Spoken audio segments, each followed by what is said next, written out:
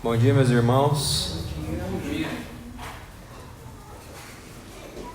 Espero que todos estejam bem.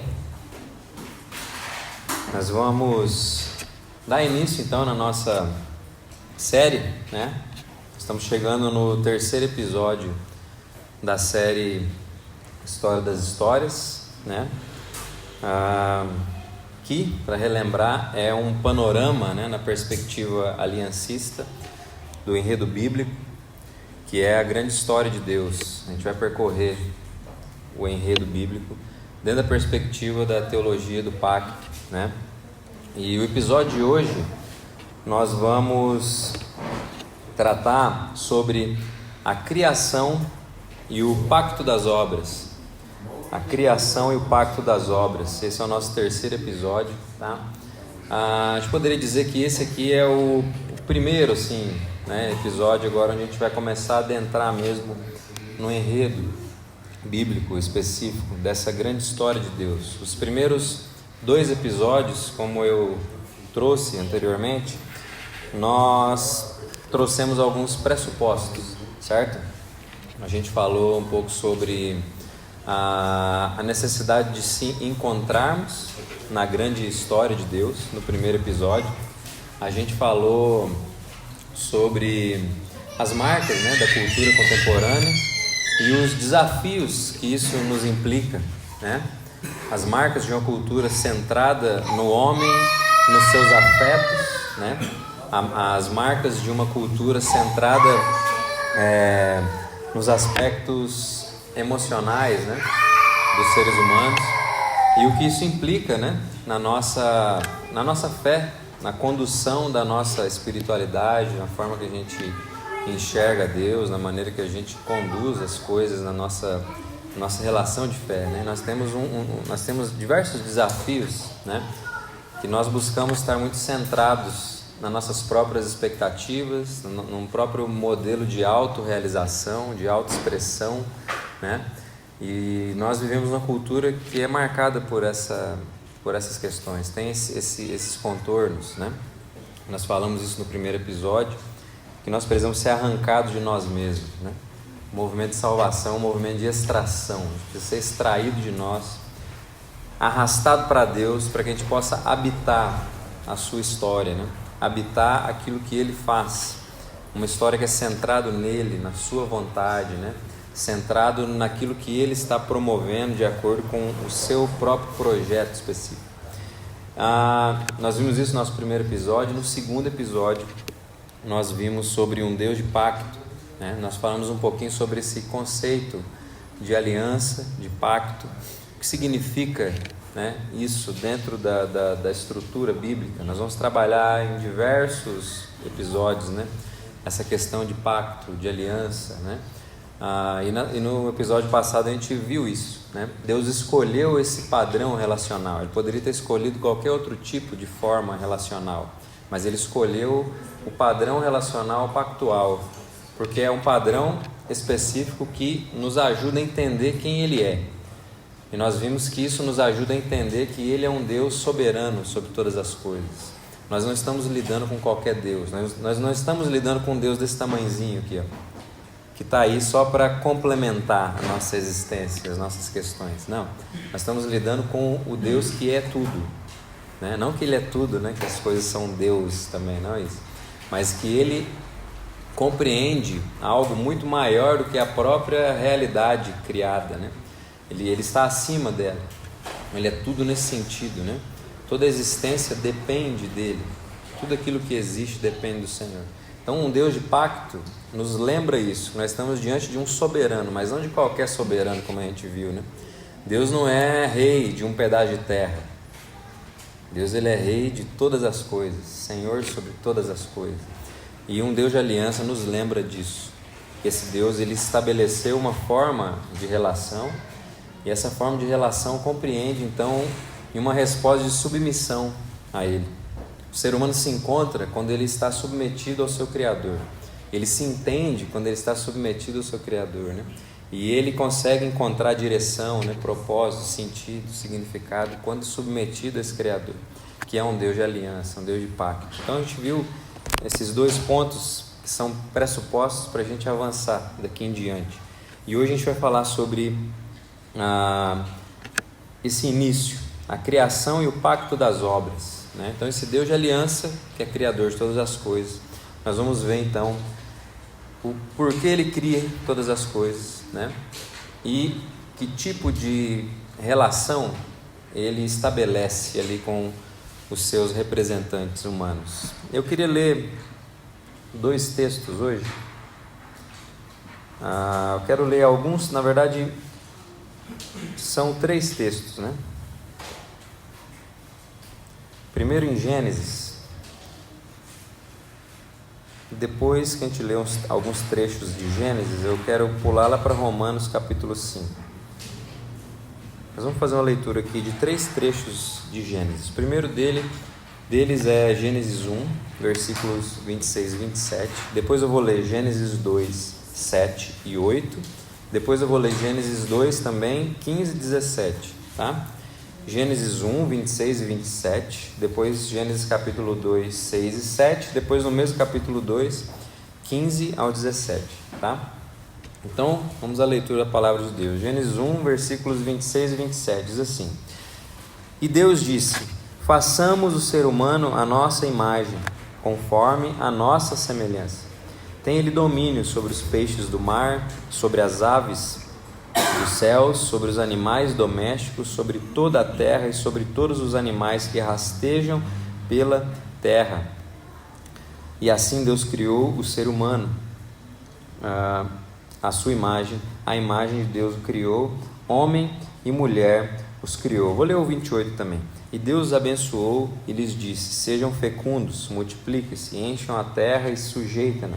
Tenham domínio sobre os peixes do mar, sobre as aves dos céus e todo o animal que rasteja pela terra. Agora vamos lá para o capítulo 2, versículos 7 e 8. Diz assim: Então o Senhor Deus formou o homem do pó da terra, ele soprou nas narinas o fôlego de vida, e o homem se tornou um ser vivente. E o Senhor Deus plantou um jardim no Éden, na direção do Oriente, e pôs nele o homem que havia formado. Do solo o Senhor Deus fez brotar todo tipo de árvores agradáveis à vista e boas para alimento, e também a árvore da vida no meio do jardim, e a árvore do conhecimento do bem e do mal. Agora o versículo 16, do versículo 15 ao 17, no mesmo capítulo 2.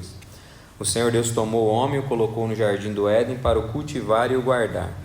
E o Senhor Deus ordenou ao homem: de toda a árvore do jardim você pode comer livremente, mas da árvore do conhecimento do bem e do mal você não deve comer, porque no dia em que dela comer, certamente morrerá. Então em Gênesis são esses os trechos. Agora eu quero ler o texto lá de Romanos capítulo 5. Quero ler do versículo 12 ao versículo 21. Romanos capítulo 5, do 12 ao 21. Diz assim a palavra de Deus: Portanto, assim como por um só homem entrou o pecado no mundo, e pelo pecado veio a morte, assim também a morte passou a toda a humanidade, porque todos pecaram. Porque antes de a lei ser dada, havia pecado no mundo, mas o pecado não é levado em conta quando não há lei. No entanto, a morte reinou desde Adão até Moisés, mesmo sobre aqueles que não pecaram, à semelhança da transgressão de Adão, a qual prefigurava aquele que havia de vir. Mas o dom gratuito não é como a ofensa, porque se muitos morreram pela ofensa de um só, muito mais a graça de Deus e o dom pela graça de um só homem, Jesus Cristo, foram abundantes sobre muitos. O dom, entretanto, não é como no caso em que somente um pecou, porque o julgamento derivou de uma só ofensa para a condenação, mas a graça deriva de muitas ofensas para a justificação.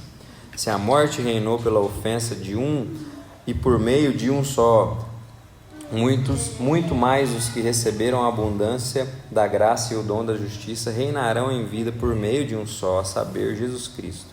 Portanto, assim como por uma só ofensa veio o juízo sobre todos os seres humanos para a condenação, assim também por um só ato de justiça veio a graça sobre todos para a justificação que dá vida. Porque como pela desobediência de um só homem muitos se tornaram pecadores, assim também por meio da obediência de um só muitos se tornarão justos. a lei veio para que aumentasse a ofensa, mas onde aumentou o pecado, aumentou muito mais ainda a graça, a fim de que, como o pecado reinou pela morte, assim também a graça reinasse pela justiça que conduz à vida eterna por meio de Jesus Cristo, nosso Senhor. Amém? Vamos orar. Deus, nós queremos te agradecer pela sua palavra, nós queremos pedir que o Senhor venha nos conduzir nessa manhã, que o seu Espírito Santo venha abrir nossos corações, nossas mentes, não venha deixar com que a nossa pecaminosidade, a nossa limitação venha nos atrapalhar diante daquilo que o Senhor quer ensinar a nós e nos falar nessa manhã. Em nome de Jesus nós pedimos, amém. Então, gente, estamos aí, né? A criação e pacto das obras. Então esse seria o nosso início, o início da nossa jornada aí pelo enredo bíblico, né? Mas antes da gente entrar no ponto, né? Só relembrando, né? Essa é uma série temática, tá? Eu não vou expor de forma sistemática esses textos que a gente leu aqui, tá? Eu vou usar eles apenas como base de orientação para o que a gente vai falar aqui hoje, tá bom? Mas antes da gente entrar nos tópicos que a gente tem aqui para o nosso sermão de hoje, eu gostaria só de apresentar um pouquinho o que a gente vai falar, né? Apresentar um pouco esse tema sobre a criação e o pacto das obras. A gente vai ver hoje, gente, a criação como sendo o espaço sagrado onde Deus estabeleceu uma relação de pacto com o homem. É isso que a gente vai ver. Então esse Deus, que ele é Senhor, soberano sobre todas as coisas, né? Ele cria a realidade, né? Ele cria céus e terra como um espaço sagrado, né? Como um espaço para a sua habitação. E esse espaço é onde Deus estabelece uma relação de pacto com o homem, né? E esse pacto ele é conhecido dentro da teologia reformada como o pacto das obras. Esse pacto ele revela para a gente a estrutura relacional de aliança entre Deus e a humanidade antes da queda. Então Deus ele cria o ser humano, cria céus e terra e faz de céus e terra um espaço sagrado e coloca o homem nesse espaço e estabelece com esse homem, com esse seu representante criado à sua imagem e semelhança, uma relação de aliança, uma relação de pacto, de acordo com os textos que nós lemos hoje, né? Se alguém vai lembrar, nós vimos no episódio passado que uma relação de aliança diz respeito ao quê? Um tipo de relação que tem estipulações específicas, certo? Um soberano entra em uma relação com um agente menor, por assim dizer, alguém que está buscando uma relação, ou então ele estabelece uma relação de aliança, né? Específica, e tem estipulações específicas, né? E essas estipulações elas dizem respeito a bênçãos para obediência e maldições para desobediência. E o texto que a gente leu de Gênesis tem toda essa estrutura presente, né? Deus coloca o homem em uma relação com ele, em um lugar onde o próprio Deus criou e preparou, né?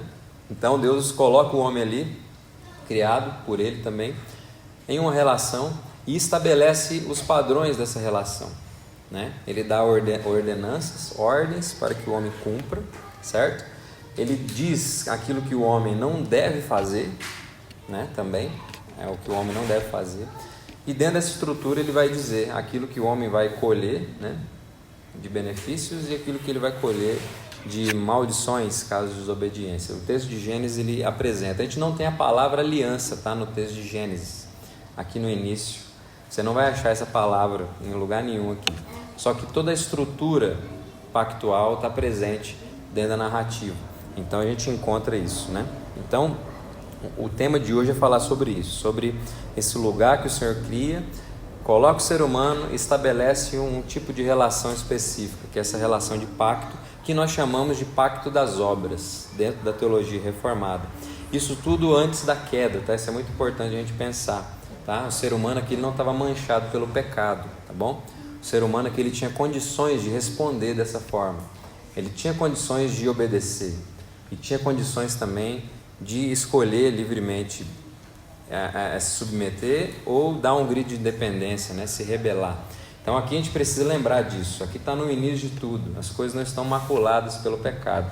Tá? Isso aqui é importantíssimo para você, para a gente entender todo o desdobramento posterior e para a gente entender até mesmo aquela dinâmica que a gente leu aqui nesse texto de Romanos, tá?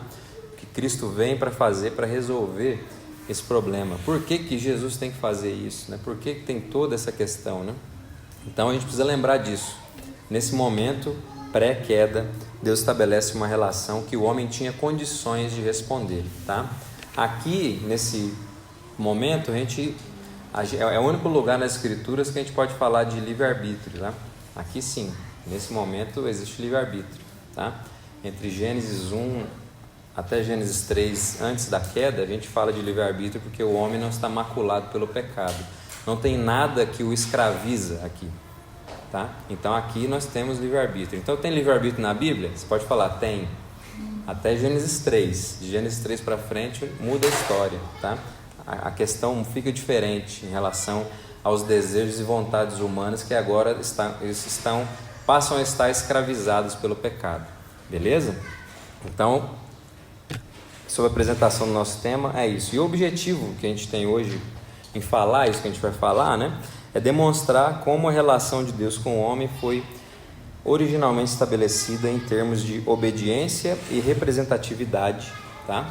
Existe esse padrão, o ser humano foi criado para representar Deus no mundo como seus representantes, e essa representação tem a ver com esse padrão de obediência, de submissão, tá?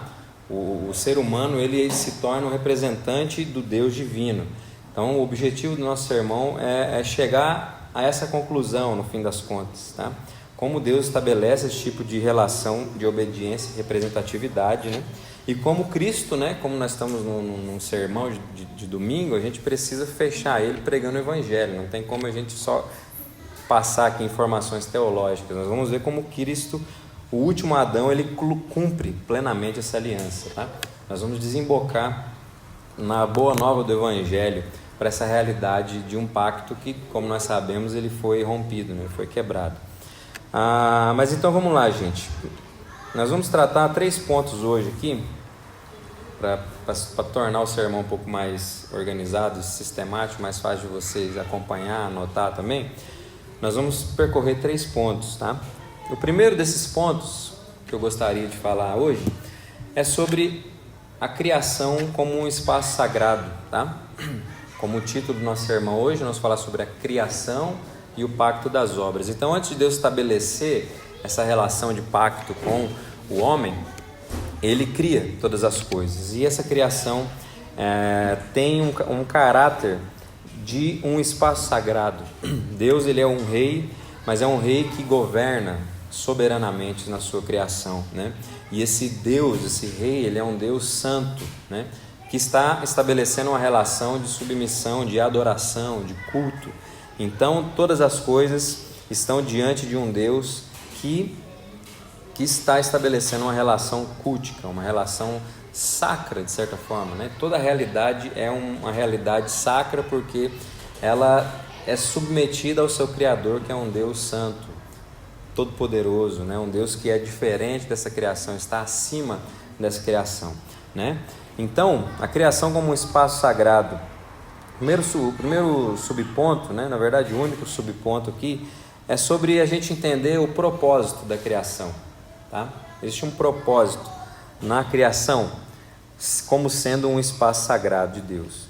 A gente vê então, nesse ponto aqui, que Deus ele cria céus e terra como sendo uma espécie de templo, tá?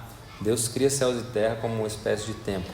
É muito interessante porque dentro dos padrões culticos pagãos, na época que essa revelação chega ao povo de Deus, né, no Antigo Oriente Próximo, era muito interessante porque esse padrão de 7 dias, né, que muitas vezes alguns vão tentar entender assim, como sendo algo muito literal, né, mas na verdade, mais do que estabelecer se isso era um dia de 24 horas ou não, o que essa narrativa Deus está buscando transmitir não é como ele fez as coisas, mas o porquê, entende? há uma intencionalidade aqui. Então, quando a gente vê um progresso de dias, o que Deus está querendo transmitir? Que Ele criou as coisas em 7 dias literais? Pode ter sido, tá? Pode ter sido sim, né? Mas há uma informação para além disso, tá? Ele está querendo demonstrar que Ele levou a criação a uma finalidade específica, entende? Ele tira a criação de um lugar sem forma e vazia e conduz a criação a um propósito específico, entende? Deus tira a criação de uma massa bruta, entende? Onde você não conseguia enxergar nada e começa a formar, preencher, e ele faz isso progressivamente, né? Então a passagem de dias ali, mais do que estabelecer a quantidade de horas, né, é estabelecer o fato de que Deus é quem conduz todas as coisas ao seu determinado propósito. Esse é o grande ponto da narrativa de Gênesis, né? Então, que propósito é esse? Deus cria céus e terra como um templo. Como eu estava falando, dentro da cultura do Antigo Oriente Próximo, um templo pagão, ele era organizado ali, por assim dizer, né, para a sua finalidade cultica em 7 dias. Havia um processo de 7 dias de purificação, de organização e tudo mais. E no 7º dia, dentro das culturas pagãs, era o dia que o Deus se assentava naquele templo para receber a adoração. E de fato o que Deus demonstra na sua narrativa é que Ele faz isso. Só que Ele faz isso com a realidade toda. Ele não faz isso com uma construção em um lugar específico. Deus organiza céus e terra, coloca ali os seus representantes que devem se submeter à sua vontade, entende? Representar os seus interesses. E então, no fim de tudo, Ele descansa, ou seja, Ele se assenta, né, no trono do universo para observar agora e para estar diante de uma obra finalizada, né? Ele demonstra que Ele está diante de uma obra finalizada e que agora tudo que foi estabelecido está no momento agora de começar a funcionar, cada coisa segundo o seu propósito, cada coisa segundo a sua orientação e intencionalidade divina. Então Deus ele faz a mesma dinâmica, né? Na verdade Ele conta, né, a forma com que Ele é rei sobre todas as coisas, dos céus e terra, utilizando a mesma dinâmica que os povos pagãos utilizavam para a organização dos seus templos, de rituais culticos, tá? Então Deus ele faz isso, né? Para quê? Para que Ele possa comunicar. Lembra? A revelação bíblica, gente, é de fato revelação. Deus está se revelando a homens que foram afetados pelo pecado e agora precisam voltar a ver o reino, né? E não só ver o reino, mas também entrar no reino de novo, né? Jesus fala isso, né? Que o novo nascimento diz respeito a voltar a ver o reino, e o novo nascimento também diz respeito a entrar no reino de novo. Então ninguém pode ver o reino e entrar no reino se não ser afetado por esse Deus que está em um movimento, né, de separar um povo para si novamente. Então a revelação é sobre isso, a gente voltar a enxergar a realidade como ela é, entende? A gente voltar a enxergar a realidade conforme foi estabelecida na criação, porque o ser humano perdeu isso de vista. O ser humano perdeu o Criador de vista, ele ignorou o Criador. Então agora Deus está revelando novamente como as coisas são, tá? Então Ele vai usar de dinâmicas que estão presentes ainda na estrutura do ser humano, o ser humano como sendo um ser religioso, né, para demonstrar o porquê disso, né, e para a gente enxergar novamente o verdadeiro padrão de religiosidade, né? O verdadeiro padrão de religiosidade sã, né? de religiosidade na qual nós fomos criados para viver, né? Religiosidade em si não é uma palavra ruim, tá, gente? Não é uma palavra ruim. Religião não é uma palavra ruim em si. Nós somos seres religiosos na nossa estrutura, tá? Agora existe a má religião também, mas a gente precisa ter essa sabedoria de entender que existe sim padrões culticos, existe sim padrões que orientam a espiritualidade e a relação com Deus Criador, que são estabelecidos por Ele mesmo, tá? E existe sim padrões equivocados, que são utilizados para aprisionar, para gerar medo, temor nas pessoas e tudo mais, existe sim. Só que a gente precisa usar esses termos de uma forma correta e não achar que todo padrão de religiosidade é zoado, né? Mas Deus utiliza um padrão religioso aqui equivocado para demonstrar, para fazer com que as pessoas percebam e voltem a enxergar um padrão correto que foi estabelecido por Ele na criação de todas as coisas, né? Então Deus cria céus e terra como um templo E tudo isso ele faz para demonstrar que a criação ela declara a sua glória, tá? Declara o fato de que esse Deus, ele é rei sobre todas as coisas. Então, quando a gente vê lá no Salmo 19:1, né, que é muito conhecido, né, que os céus proclamam a glória de Deus, o firmamento anuncia as obras de suas mãos. O que isso tem a ver, né? Tem a ver de que toda a criação foi criada de fato para isso, para refletir o fato de um Deus que é soberano sobre todas as coisas, que veio para revelar de si aos seus representantes, veio para derramar de si, não para reter.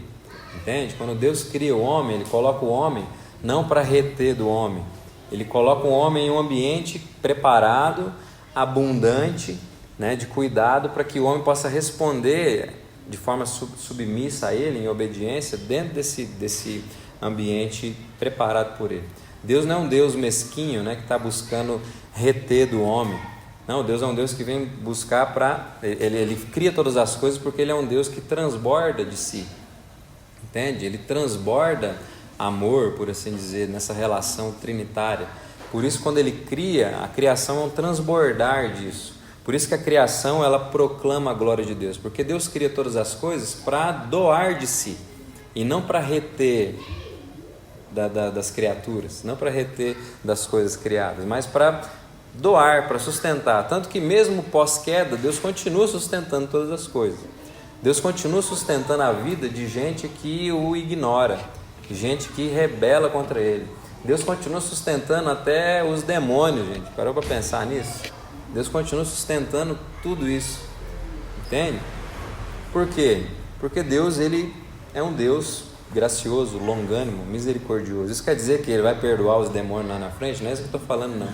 Existe um juízo, um julgamento que já foi anunciado biblicamente, mas Ele sustenta.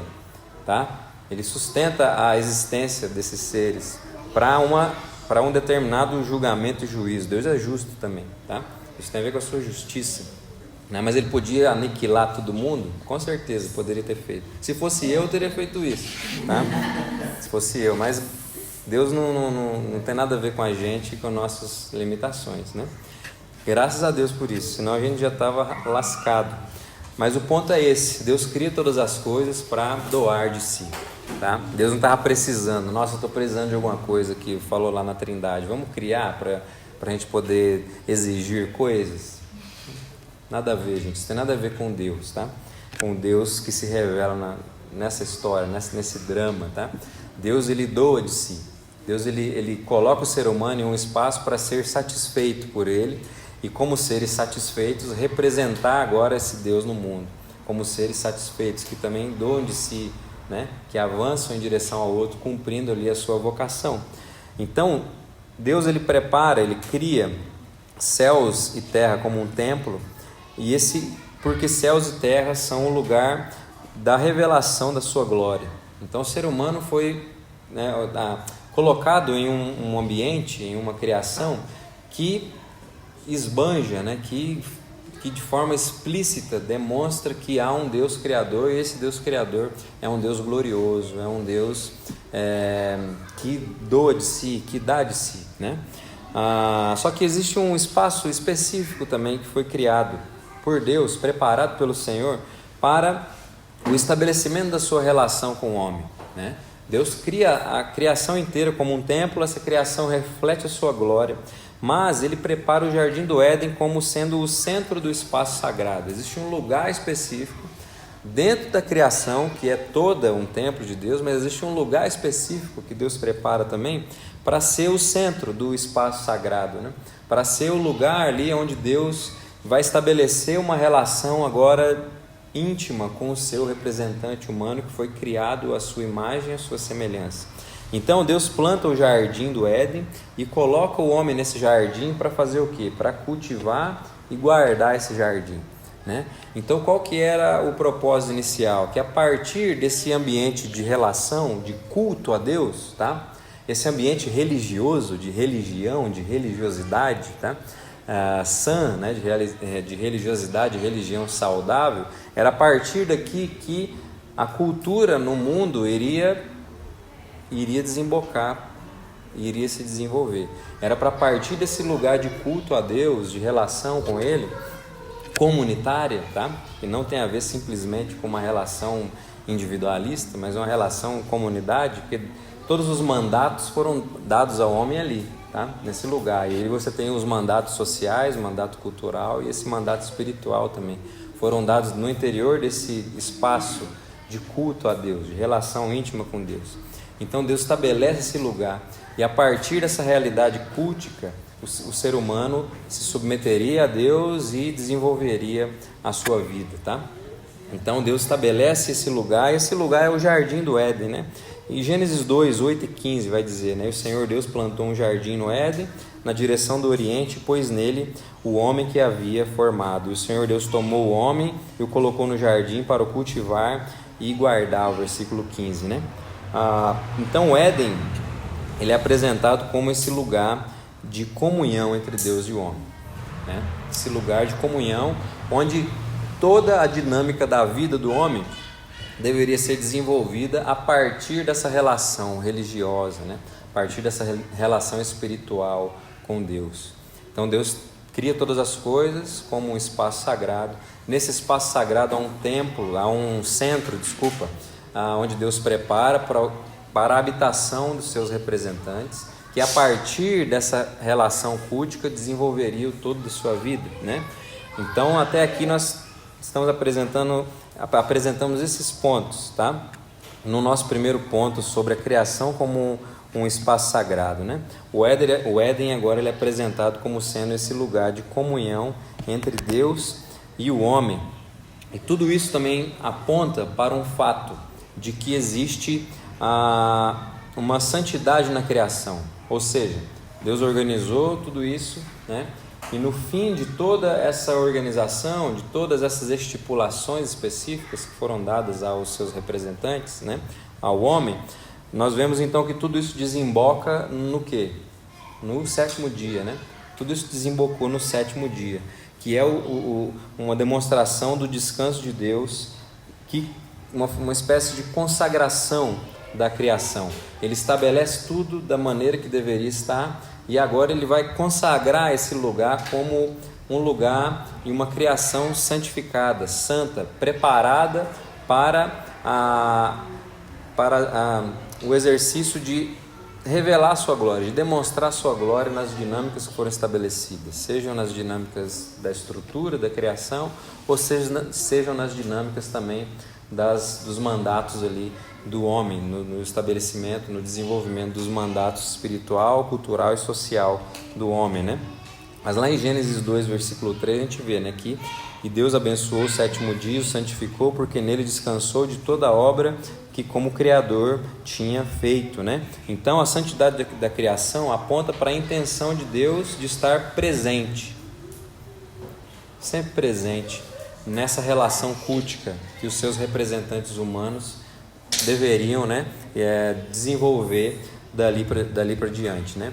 Deus, quando ele descansa, né, ele não descansa porque ele estava cansado, tá? Deus não cansou. Caramba, olha que trabalheira. É óbvio, para nós é uma trabalheira danada criar esse tanto de coisa que a gente vê, né? E a gente não consegue ver tudo ainda, né? Então, na nossa perspectiva de limitação, com certeza foi muito trabalho, né? Só que na perspectiva divina, ele não descansa porque ele estava cansado, né? O descanso foi de fato esse estabelecimento, uma demonstração de que agora o seu governo está estabelecido, entende?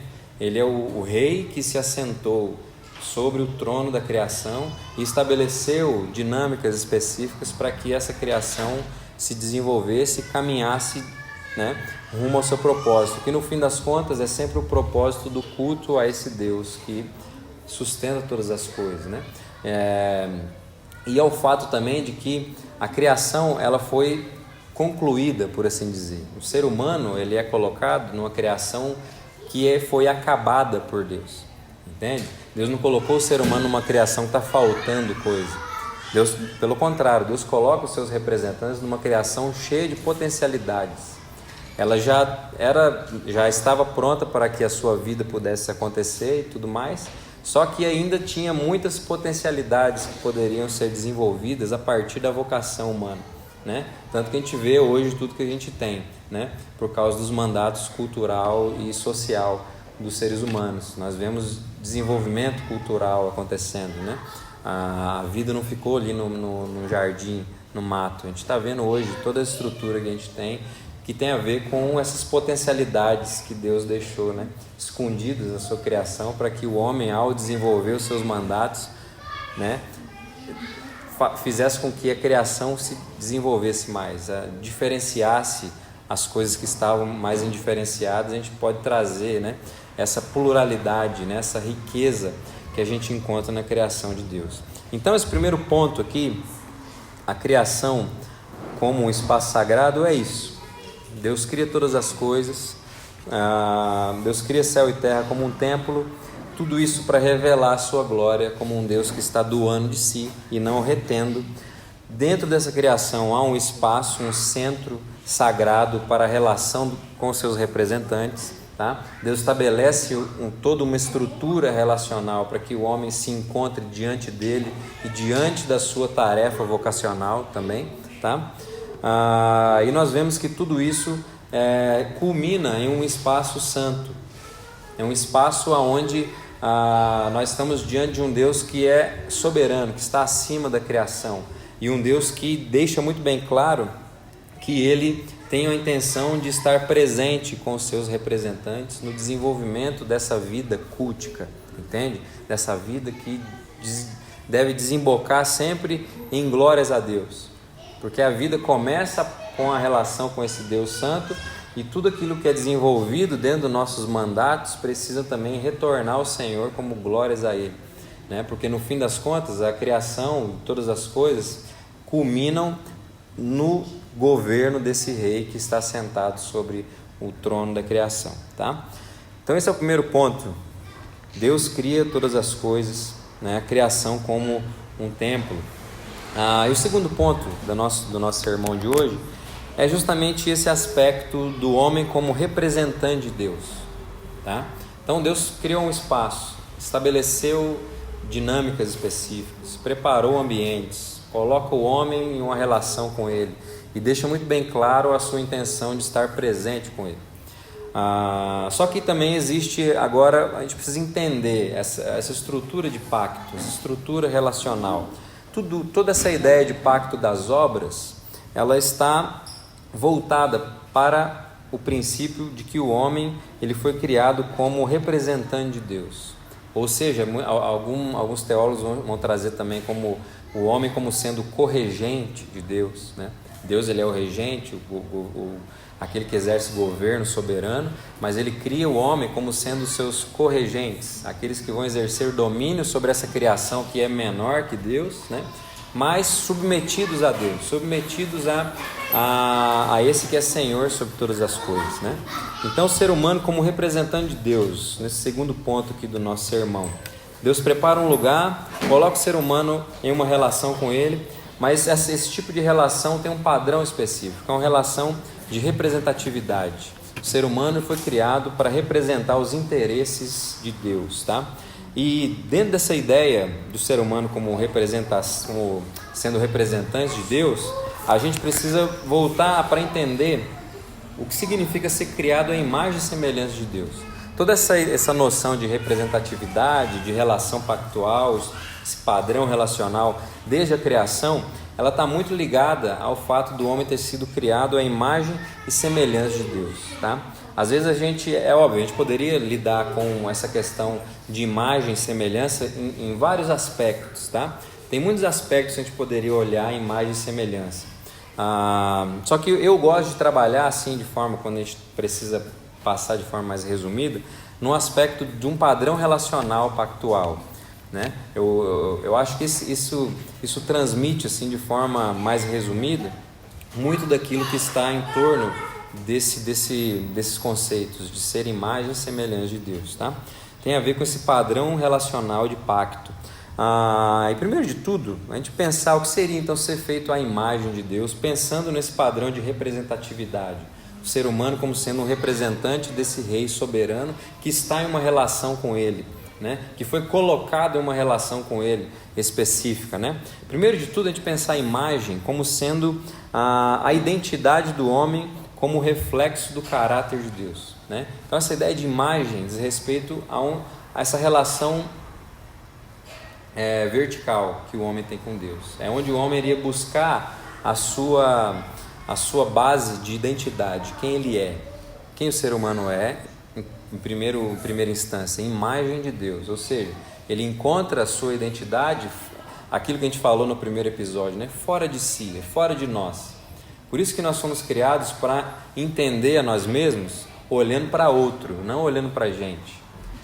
Por isso que tem muitos aspectos assim, contemporâneos da nossa cultura terapêutica que tornam os seres humanos muito mais perdidos e muitas vezes mais desesperados, porque estão tentando buscar respostas dentro de si, tá?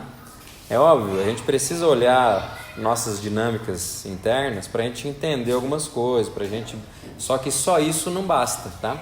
Se o ser humano perde de vista o seu ponto de referência criacional, estrutural, um voltar-se para si simplesmente vai ser um esforço que não vai levar a gente a muitos lugares. Você pode entender muita coisa, mas você não vai ter uma compreensão, por exemplo, de propósito, de significado, de sentido para as coisas, né? Nós temos uma estrutura ordenada, é claro, que tem foi mal direcionada pelo pecado, mas a estrutura está ali, permanece ali. Você vai entender muita coisa olhando para essa estrutura, para a sua estrutura. Assim como a gente pode aprender muita coisa olhando para a estrutura da criação, né? Nossos movimentos por assim dizer, científicos, né? De busca em diversas áreas. A gente pode compreender muita coisa, mas a gente não consegue compreender a finalidade das coisas só observando isso, só olhando para nós, olhando para as coisas criadas. A gente não consegue entender essa finalidade, simplesmente, né? Por quê? Porque existe alguém que está dizendo aquilo que nós somos, aquilo que a sua criação é. Existe alguém, uma pessoa com intencionalidade, né, com pessoalidade, que está orientando a sua criação e conduzindo ela à sua finalidade.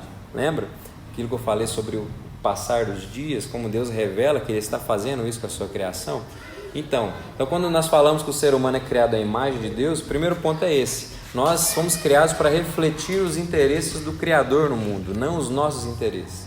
Então a gente vai se entender melhor dentro desse padrão relacional com Deus que nos criou para estar submetidos a Ele.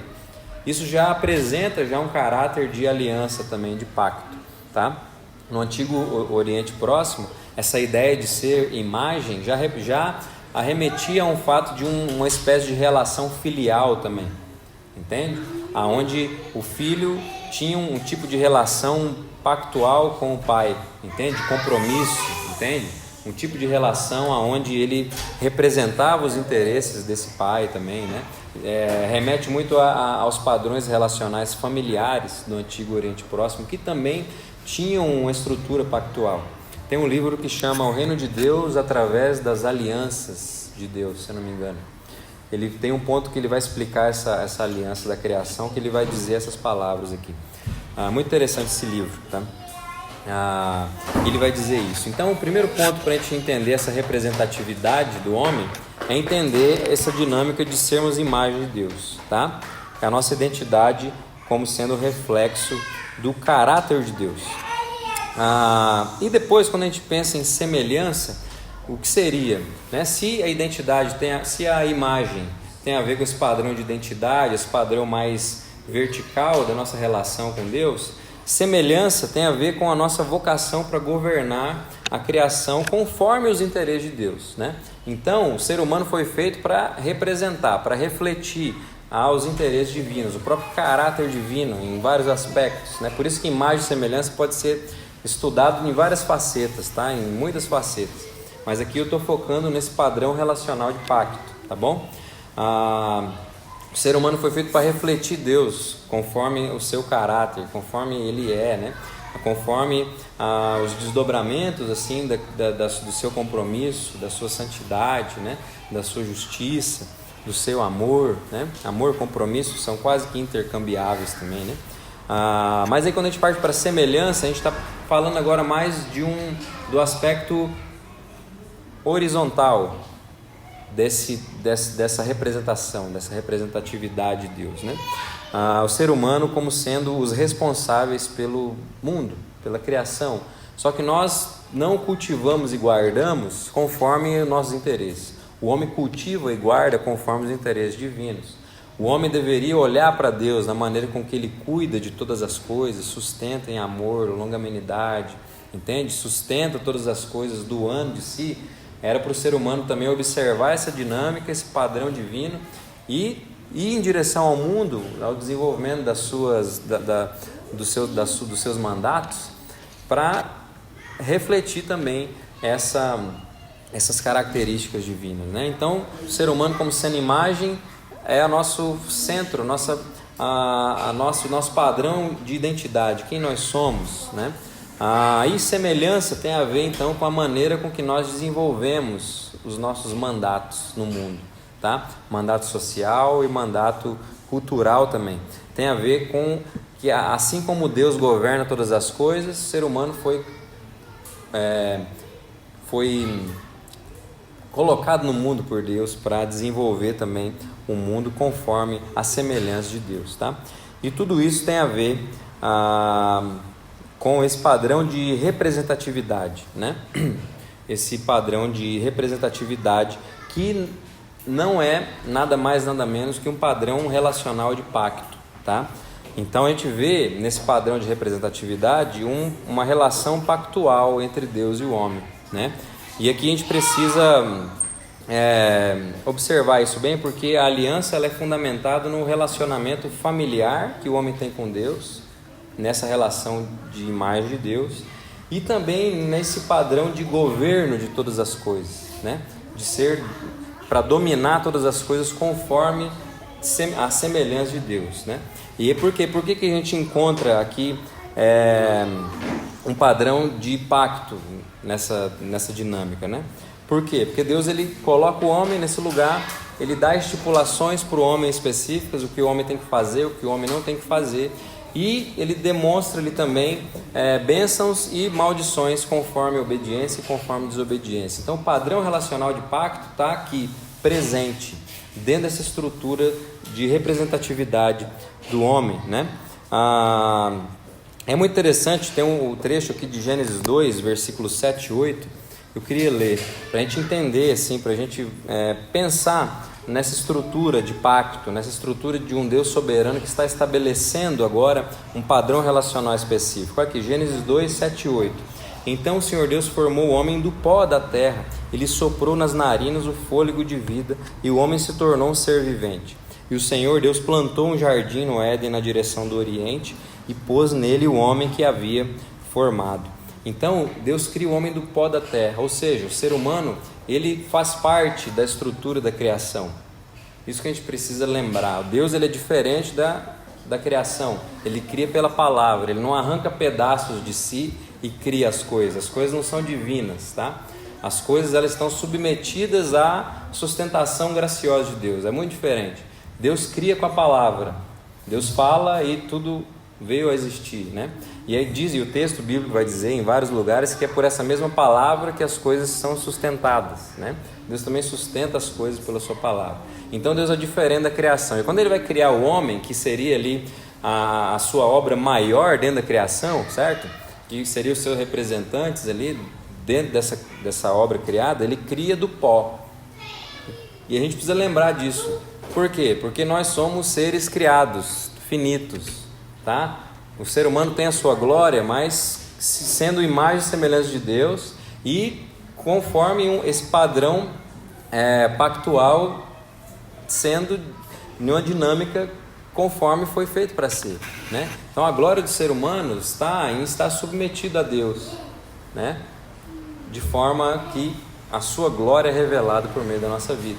Então a submissão do homem a Deus é o que faz ao homem ser glorioso no mundo, entende? Na criação, na realidade. Mas um ponto o homem foi tirado do pó da terra. No fim das contas, a gente é criatura, tá? No fim das contas, nós somos criaturas. Nós não somos pequenos deuses, né? Tem gente que vai dizer que nós somos pequenos deuses. Nada a ver. O ser humano é feito do pó. Tanto que quando ele peca, o que Deus fala lá? Que ele vai voltar para o pó de novo. Ou seja, ele vai voltar de onde ele saiu. Se Deus não sustenta, ele morre. Por isso a ideia do fôlego, que mantém o homem vivo como sendo um ser vivente em toda a sua estrutura de complexidade, é o próprio Deus. Se Deus tira o fôlego, volta para o pó da terra, apodrece e vira tudo aquilo que a gente já sabe ali, né? Então o ser humano foi feito para ser alguém submetido a Deus, dentro desse lugar de relação pactual com Deus, entendendo seu lugar de criatura diante do seu Criador, entendendo seu lugar de criatura que precisa se submeter aos interesses do Criador, para que ela de fato venha brilhar a glória de Deus no mundo. Então o ser humano ele brilha a glória de Deus no mundo quando ele responde a Deus em submissão, né? Quando ele responde ao Senhor de fato em confiança, ele olha para o Criador, ele entende que ele está diante de um Criador digno de confiança, digno de fazer com que todas as suas orientações e propósitos para a estrutura criada, eles vão acontecer, porque esse Deus é um Deus que sustenta todas as coisas com a sua mão poderosa e graciosa. Mas o fato é esse, né? De que há uma relação de pacto entre Deus e o homem é criado abaixo de Deus, para submeter-se a Deus, né? Então a humanidade é chamada a obedecer e refletir a soberania de Deus. Como que o homem reflete a soberania de Deus? Sendo soberano sobre os outros? Não, se submetendo a Deus, entende? Nós vamos refletir a soberania de Deus e o fato de que nós somos pactuados com Ele quando há uma submissão confiante a esse Deus. Então a soberania de Deus é refletida na vida do homem. Então, quanto mais submisso ao Senhor você é e ao cumprimento da sua vocação como sendo imagem e semelhança de Deus, mais a glória de Deus e a soberania de Deus é refletida na sua vida, nas nossas vidas, tá? Então, há uma estrutura representativa aqui, né? Em todo esse padrão que a gente está acompanhando até aqui. Há uma estrutura de representação, essa estrutura é a estrutura pactual. E aqui a gente volta para um ponto, né, do texto lá de Romanos que nós lemos, né? Lá fala muito sobre o pecado que entra por meio de um homem, né? Nós vemos sobre todo o problema ali que acontece por meio dessa relação rompida com o primeiro representante humano, né?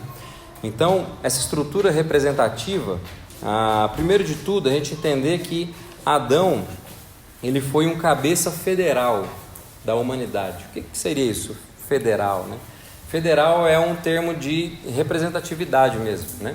Para nós talvez seja até fácil a gente entender isso, porque nós temos um sistema federativo, né? Político, né? Nós temos um sistema federativo, ou seja, o presidente ele é um representante, né? Só que está um pouco diferente também, porque o sistema federativo político, o presidente ele não é um representante absoluto, né? Ele passa pelos poderes também, tem outros dois poderes que estão ali também para, de certa forma, não dar uma autoridade absoluta a esse representante, né? Mas há esse padrão de representatividade, é o que a gente chama de padrão federativo. Adão era esse representante dos seres humanos, tá? Ele era o cabeça federal. Eu queria só ler aqui de novo o texto de Romanos 12, 14, já quase indo já para o nosso último ponto, onde o apóstolo Paulo ele vai dizer, né? Portanto, assim como por um só homem entrou o pecado no mundo, e pelo pecado veio a morte, assim também a morte passou a toda a humanidade, porque todos pecaram. Porque antes de a lei ser dada, havia pecado no mundo, mas o pecado não é levado em conta quando não há lei. No entanto, a morte reinou desde Adão até Moisés, mesmo sobre aqueles que não pecaram, à semelhança da transgressão de Adão, o qual prefigurava aquele que havia de vir, né? Então a gente vê aqui as consequências da obediência e da desobediência, elas são corporativas, tá? A gente precisa entender essa estrutura. Às vezes a gente olha para todo esse padrão relacional ali que Deus estabelece com Adão, e quando a gente vê, né, que Adão ele pisa na bola e compromete todo o restante da humanidade, às vezes a gente fala, caramba, mano, por que eu não estava lá? Eu ia fazer diferente. Isso é muito injusto eu ter que pagar porque o Adão e Eva lá pisaram na bola. Isso não faz sentido nenhum, né? Só que eu não vejo ninguém reclamando quando fala da graça de Cristo, né? E que Cristo levou lá a morte sobre si, levou o peso da ira de Deus e aí dá agora de graça para a gente. Não vejo ninguém reclamar disso, né? Dessa corporatividade em Cristo Jesus. Ninguém reclama, eu não quero receber isso daí de Deus. Eu acho que eu tinha que ir lá morrer também. Eu tinha que morrer para mim poder. Ninguém quer morrer, ninguém quer receber a ira de Deus e resolver o problema, até porque não tem nem como isso, né? Mas ninguém reclama disso. A questão é que existe esse padrão de representatividade, e Adão foi o representante humano. O que você precisa entender nessa questão é que não importa quais seres humanos estariam ali diante de Deus, não importa qual fosse o ser humano, o ponto é que o ser humano cairia diante do Senhor. O ponto é que qualquer um de nós colocaria nossos interesses naquele momento acima dos interesses divinos. Qualquer ser humano ali colocaria dúvidas diante da palavra de Deus. Então você precisa entender isso, tá? Tanto que hoje nós somos assim, é claro, afetados pelo pecado, mas nós temos essas características aqui hoje também. O ponto é que existe um padrão de representatividade que tem a ver também com o padrão relacional que o próprio Deus soberano estabeleceu, tá? Então, começar a entender que Deus é digno de confiança é começar a entender também que os padrões relacionais que Ele estabeleceu são justos, são bons, tá? É o melhor caminho que poderia ter para Ele se revelar como quem Ele é, entende?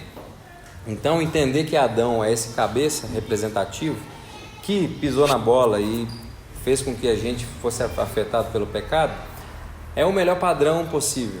Entender que se você estivesse lá, o caminho não seria diferente, tá? Porque no fim das contas nós somos homens iguais, na estrutura, todos criados à imagem e semelhança de Deus, ouvindo as mesmas estipulações e tudo mais.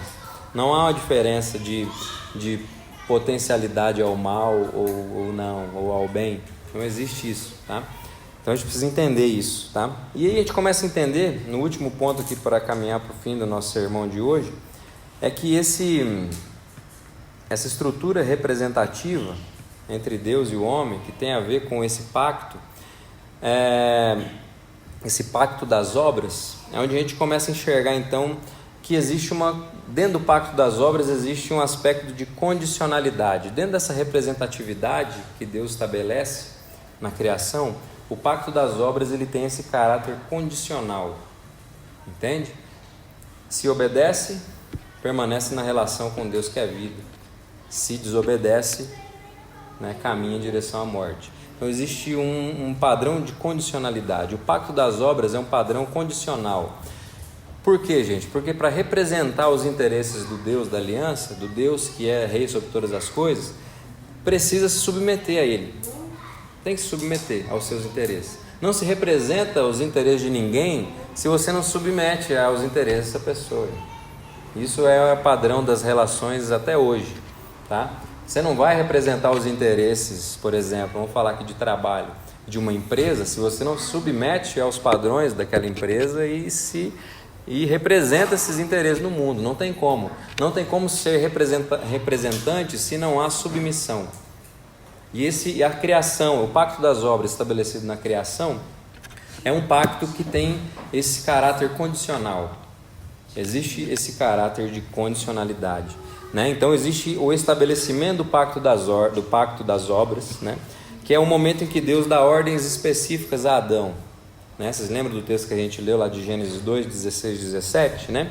E o Senhor Deus ordenou ao homem: de toda a árvore do jardim você pode comer livremente, mas de toda a árvore do conhecimento do bem e do mal você não deve comer, porque no dia em que dela comer certamente morrerá. Então existe aqui um padrão, tá? Um estabelecimento desse pacto das obras, um padrão de condicionalidade. Essas ordens específicas. Esse pacto ele inclui bênçãos para obediência e maldições para desobediência, né? Então existe essa condicionalidade. A gente precisa entender isso, tá? Porque que nem a gente falou, que nem eu falei no episódio passado, se você não entende Deus de aliança, Deus de pacto, o que significa ser um representante de Deus no mundo, dos seus interesses, o que significou romper essa aliança no início de todas as coisas, você não vai entender o advento Cristo. e o porquê ele teve que submeter à vontade do Pai até as últimas consequências. Senão você não vai entender isso. Essa condicionalidade do pacto das obras é importantíssimo para você entender toda a dinâmica do Evangelho lá na frente. Todo o peso que é acarretado pelo descumprimento desse pacto aqui, você precisa entender isso para você entender Evangelho, para você entender Boa Nova. Senão você não entende. Se você não entende o peso de o ser humano ser feito do pó da terra e se rebelado contra o Deus que sustenta o seu fôlego de vida e sustenta até o mundo que ele habita, se você não entender isso, você não vai entender o peso do pecado e a grandiosidade da graça de Deus. Você não vai entender por que Paulo fala isso aqui, que a graça superabundou o pecado. Por que a graça superabundou o pecado? Porque a obra de Cristo é uma obra que passou por cima desse mal grandioso que havia acontecido. Entende? A graça de Cristo, que foi esse representante submisso até as últimas consequências, né? Ela tapou essa realidade pesada e severa e complexa e profunda do pecado para trazer uma nova realidade. Entende? A obediência de Cristo muda a condição do homem que quebra esse pacto. Então você precisa entender esse aspecto de condicionalidade. Por quê? Porque a queda do homem significou a ruptura da aliança com Deus. O ser humano foi criado para estar em uma aliança com Deus, e a queda significou uma ruptura da aliança, uma ruptura do pacto. E se há ruptura no pacto, se houve uma ruptura no pacto, as maldições por causa disso, elas são reais, elas são profundas e elas são severas, tá? Elas estão presentes, a gente não pode esquecer disso, né? Adão, gente, ele falhou em manter o padrão de obediência, lá em Gênesis 3 a gente vai ver isso no próximo episódio de forma mais específica, né? E acontece que o quê? Que a humanidade, por causa dessa desobediência, ela foi separada de Deus e sujeita à morte. Adão como sendo esse cabeça representativo, né? Esse cabeça federativo, entende? Condicionou o ser humano a uma separação de Deus e uma sujeição à morte, né? E isso que vai dizer lá em Romanos 5,12, né? Portanto, assim como por um só homem entrou o pecado no mundo, e pelo pecado veio a morte, assim também a morte passou a toda a humanidade, porque todos pecaram. Então Adão foi esse cabeça que quebrou esse pacto condicional e submeteu todo mundo à morte, a um problema sério e grave, que é o pecado, tá? Adão, ele não conseguiu se manter como esse representante do Deus da aliança. Ele não conseguiu se manter diante desse Deus como sendo o representante dos seus interesses. Ele não conseguiu se manter, de certa forma, como imagem e semelhança de uma perspectiva de uma relação pactual, né? De um padrão relacional pactual. Mas agora a imagem e semelhança estão distorcidos por causa que há um pacto rompido e rebelde com Deus. Todos os seres humanos são imagem e semelhança de Deus, certo? Mas a maioria dos seres humanos já nascem como uma imagem e semelhança distorcida, né? Que ao invés de submeter a Deus e desenvolver os seus padrões vocacionais segundo os interesses de Deus, busca fundamentar a sua identidade conforme os seus interesses e desenvolver os seus mandatos culturais conforme os seus interesses, né? Então, existe esse problema que o homem criou no início de todas as coisas. Ao invés de se submeter, o homem deu um grito de independência. Ele não conseguiu permanecer diante do Senhor, do Deus da aliança. O ser humano preferiu caminhar de acordo com as suas próprias expectativas e representar os seus próprios interesses. Adão, como sendo esse cabeça, falhou nesse ponto, né? Por isso que foi dada, né? Por isso que se tornou uma realidade a necessidade de um novo representante. Por quê? Porque o padrão criacional é esse padrão de pacto. Tem que ser cumprido esse padrão de pacto, tá? Para o homem representar Deus no mundo, ele precisa estar pactuado com Ele, em comunhão com Ele. Ele precisa desenvolver uma vida cultica com esse Deus. Ele precisa estar sendo alimentado por esse Deus em todos os seus aspectos, para que ele seja um representante de Deus, né? Então, se Adão descumpre isso, agora alguém vai ter que cumprir de novo. Se o primeiro cabeça não cumpriu essa realidade, não se submeteu a essa realidade, agora um novo cabeça vai ter que surgir para que agora tenha de fato um povo que seja bem representado, entende? Para que seja bem representado diante de Deus e a sua vocação como imagem e semelhança, ela possa ser desenvolvida no mundo, para que o ser humano tenha a oportunidade de novo de refletir a glória de Deus, para que o ser humano tenha a oportunidade de novo, não apenas de refletir, mas de ver a glória de Deus de novo, e agora de entrar, né, nessa dinâmica do reino e voltar a refletir a glória do Senhor em todos os aspectos da vida, né?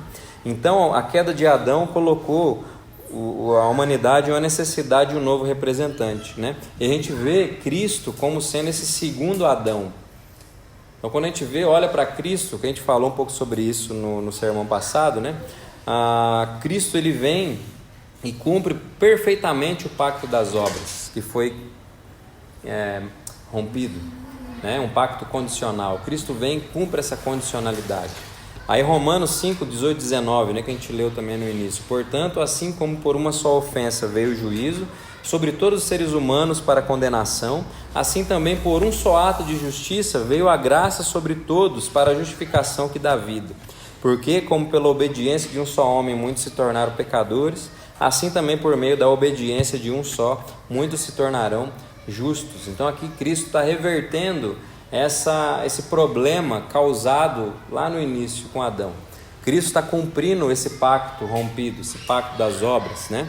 Assim como muitos se tornaram pecadores por causa da desobediência de Adão, muitos agora estão se tornando justos diante do Deus da aliança por causa da obediência de Cristo. É claro que a gente vai percorrer toda a história daqui para frente para a gente entender, né? Mas para a gente fechar o assunto de hoje aqui, relembrando da obra de Cristo, do anúncio de boa nova do Evangelho, a gente já está fechando com isso aqui. Mas nós vamos entender como essa narrativa ela se desdobrou até chegar nesse momento aqui desse novo Adão, desse novo cabeça, né?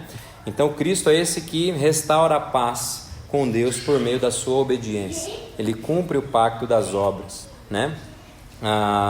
E Efésios 2, versículo 14 e 16 vai dizer, né? Porque Ele é a nossa paz. De dois povos Ele fez um só, e na sua carne derrubou a parede de separação que estava no meio, a inimizade. Cristo aboliu a lei dos mandamentos na forma de ordenanças, para que dos dois criasse em si mesmo uma nova humanidade, fazendo a paz, e reconciliasse ambos em um só corpo com Deus, por meio da cruz, destruindo a inimizade por meio dela. Então quando ele fala de dois povos aqui, está falando de judeus e gentios, tá? A gente vai entender isso um pouco melhor quando a gente chegar na parte sobre a aliança mosaica, tá? A gente vai entender isso. Até porque a queda de Adão, ela só foi, o problema, ele só foi trazido à tona, de fato, na sua profundidade, quando vem a lei, tá? A lei agora ela veio para escancarar o fato de que que aquilo que acontece com Adão é verdadeiro, entende? Quando Deus coloca a sua vontade agora escrita em tábuas de pedra e pede para que o homem se submeta à vontade, se conforme a essa vontade, o homem agora ele vai ver que ele não consegue fazer isso, entende? Então há um porquê também. Existe uma relação muito, muito próxima do pacto das obras e da aliança mosaica. Existe uma relação extremamente próxima dessas duas alianças, tá? Uma vem para reforçar a realidade da outra e demonstrar que Deus está conduzindo um povo apesar dos seus problemas, né? Então você tem o povo judeu e gentios que não tinham uma revelação, né, específica. Então esse texto está falando desses dois povos aqui, né, judeus e gentios, e Cristo agora vem para resolver esse problema da inimizade, né, da paz com Deus. Então Cristo é esse que vem e cumpre o pacto das obras, né? Cristo é o representante perfeito entre Deus e a humanidade. Cristo se torna esse cabeça, Cristo se submete, Cristo cumpre essa condicionalidade que o primeiro Adão não conseguiu cumprir.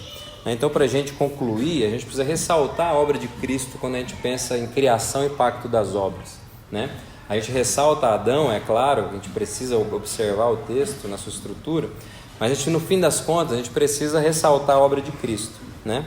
Por quê? Porque Jesus não apenas cumpre o pacto das obras, mas ele estabelece o pacto da graça, oferecendo reconciliação entre Deus e os homens. É em Cristo que agora essa condicionalidade, ele cumpre essa condicionalidade para dar de forma incondicional aos seus.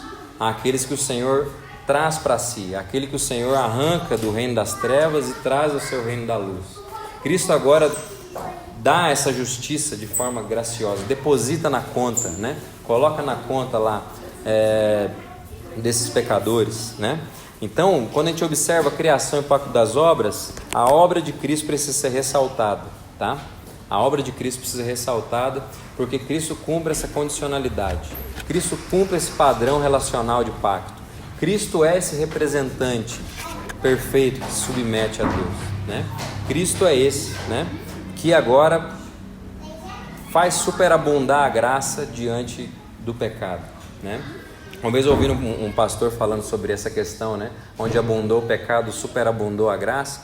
Ele vai dizer que a obra de Cristo, como segundo Adão, como esse que cumpre o pacto das obras, é como se ela superabunda o pecado porque ela é maior até mesmo da possível obediência de Adão. Se Adão obedecesse no Éden, ele seria uma criatura obediente. Ele ia desfrutar de tudo, né?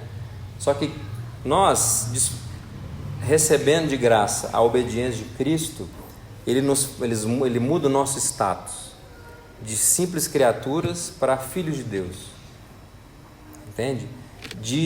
Para além de uma mera relação no jardim, para agora estarmos unidos nele mesmo. Há uma união mística do salvo com o próprio Cristo Jesus no poder do Espírito Santo. Já parou para pensar nisso? Por isso que a obediência de Cristo, ela consegue ser maior do que até mesmo uma possível obediência de Adão lá atrás. Então, se Adão obedecesse, a gente ia ser criaturas obedientes.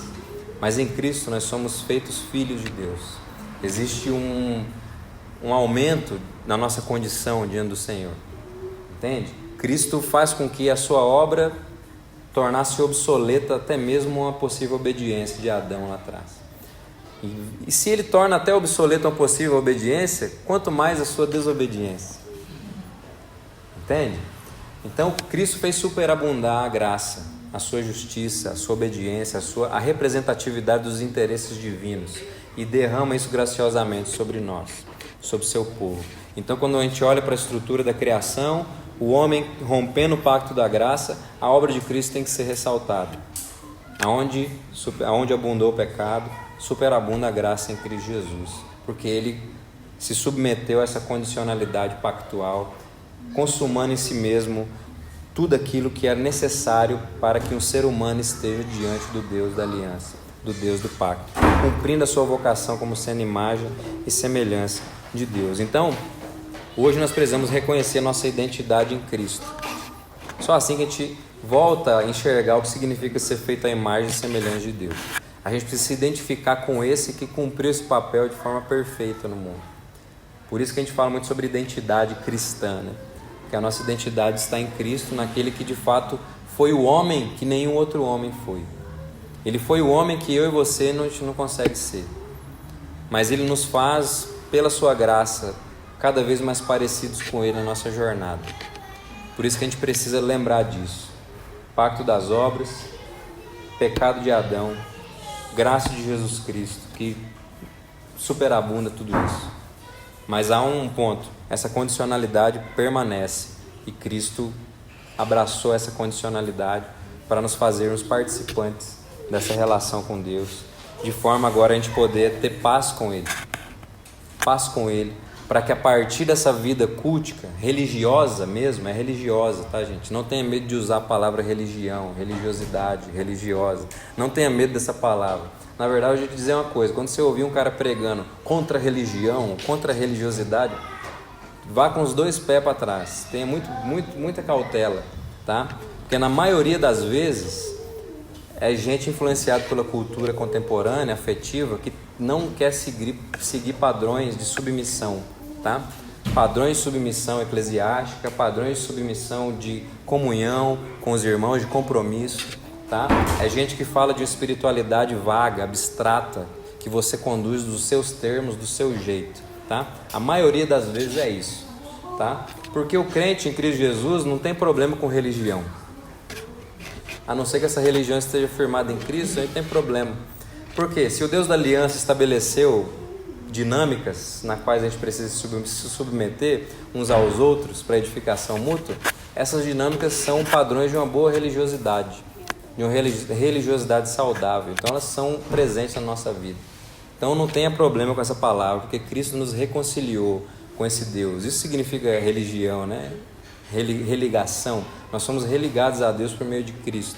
Só que essa religação, ela tem dinâmicas específicas, culticas, porque o homem perdeu esse lugar de culto a Deus. Entende? Nós perdemos esse lugar. Então Cristo restaura tudo, inclusive o culto, inclusive a comunhão com os santos, inclusive as nossas dinâmicas sociais, de relações sociais que foram rompidas, culturais e tudo mais. E tudo isso é reajustado dentro do seu povo, dentro do seu corpo, dentro da igreja de Cristo Jesus. Então Cristo é esse que nos colocou nesse lugar novamente, em paz com Deus, para o desenvolvimento da nossa vocação. Cristo cumpriu o pacto das obras, foi quebrado com Adão, e agora derrama isso a nós de forma graciosa, para que a gente possa estar diante do Deus da aliança novamente, vivendo para os seus interesses e glorificando a Deus em tudo que nós somos e fazemos. Amém?